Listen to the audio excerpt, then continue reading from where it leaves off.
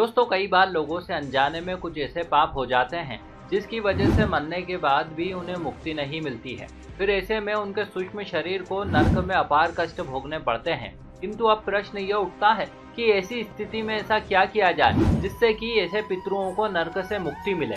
वैसे आज की कथा में हम आपको कुछ ऐसा ही बताने जा रहे हैं, लेकिन कथा शुरू करने से पहले यदि अभी तक आपने हमारे चैनल को सब्सक्राइब, वीडियो को लाइक व शेयर नहीं किया है तो जल्दी से कीजिए, ताकि आगे भी आपको इसी ज्ञानवर्धक व रोचक जानकारियाँ प्राप्त हो सके।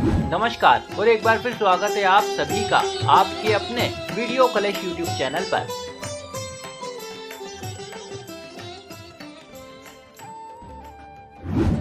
प्राचीन काल की बात है। गोकुल नामक नगर में वेखानस नामक राजा राज करता था।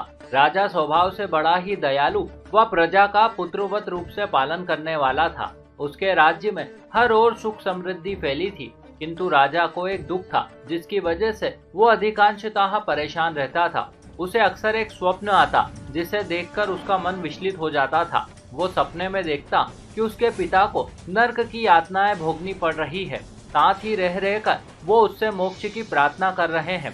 और ऐसे ही एक दिन उसने ये सारा वृत्तांत अपने मंत्री को सुनाया। उसने कहा, मंत्रीवर, मैंने कल रात एक अत्यंत ही पीड़ादायक स्वप्न देखा। मैंने देखा मेरे पिता नर्क के अपार कष्ट भोग रहे हैं। वे बहुत दुखी थे और मुझसे रह रहकर मुक्ति की याचना कर रहे थे। बस मंत्रीवर, इस सब से मैं बहुत दुखी हूँ। मेरा चित्त बड़ा ही अशांत है, साथ ही इस दुख के कारण मेरा संपूर्ण शरीर जल रहा है। आज मुझे ऐसा प्रतीत हो रहा है कि ये राज्य, धन, पुत्र, स्त्री, हाथी घोड़े इत्यादि सब व्यर्थ हैं। और वैसे भी शास्त्रों में कहा गया है कि एक उत्तम पुत्र वही है जो अपने पूर्वजों का उद्धार करे। अब तुम ही मेरी सहायता करो। इस पर मंत्री ने कहा, महाराज, हमारे राज्य में त्रिकालदर्शी महर्षि पर्वत मुनि का आश्रम है, अतः इस संदर्भ में आप उनसे भेंट करें। यथासंभव वे आपकी सहायता अवश्य ही करेंगे। ये सुन राजा महर्षि के आश्रम में पहुंचा। अब चूंकि पर्वत मुनि त्रिकालदर्शी थे, इसीलिए उन्होंने अपनी योग शक्ति के बल पर राजा की समस्या को जान लिया। उन्होंने कहा, राजन, मैंने अपने योग बल से तुम्हारे पिता के कुकर्मों को जान लिया है। दरअसल तुम्हारे पिता जब जीवित थे तब वे बहुत ही भेदभावपूर्ण आचरण करते थे। वे कामातुर होकर अपनी एक पत्नी को रति सुख देते, किंतु उसी सोच के कारण अपनी दूसरी पत्नी को ऋतुदान मांगने पर भी पत्नी सुख से वंचित रखते थे। ऐसा आचरण उन्होंने कई बरस तक किया। परिणाम स्वरूप आज उनकी ऐसी दुर्दशा हुई है। इस पर राजा ने कहा, हे मुनिवर, कृपा करके आप मुझे कोई यथोचित उपाय बताएं जिससे कि मेरे पिता को मोक्ष की प्राप्ति हो सके। इस पर महर्षि राजा को एक उपाय बताते हैं। तदनंतर समय आने पर राजा ने वैसा ही किया। उसने मार्गशीर्ष माह के शुक्ल पक्ष की मोक्षदा एकादशी के दिन पूरे कुटुंब सहित व्रत किया और व्रत से अर्जित पुण्य को अपने पिता को दान किया। परिणाम स्वरूप इस पुण्य के प्रभाव से उसके पिता को मोक्ष व उत्तम लोकों की प्राप्ति हुई। वैसे दोस्तों, ये कथा भगवान श्री कृष्ण ने युधिष्ठिर को मोक्षदा एकादशी के महात्म्य में सुनाई थी।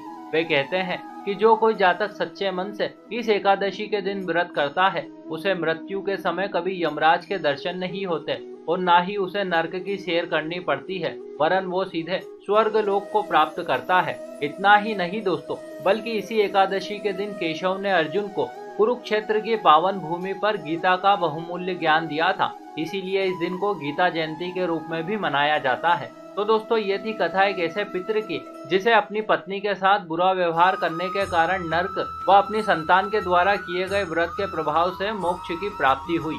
आशा करते हैं ये कथा आपको जरूर अच्छी लगी होगी। ऐसे और भी वीडियो देखने के लिए अभी सब्सक्राइब कीजिए वीडियो कलेश यूट्यूब चैनल को। साथ ही साथ इस वीडियो को ज्यादा से ज्यादा लोगों के साथ शेयर करें और अब से आप हमें फेसबुक पर फॉलो करना ना भूलें, ताकि चारों ओर धर्म रूपी प्रकाश फैले।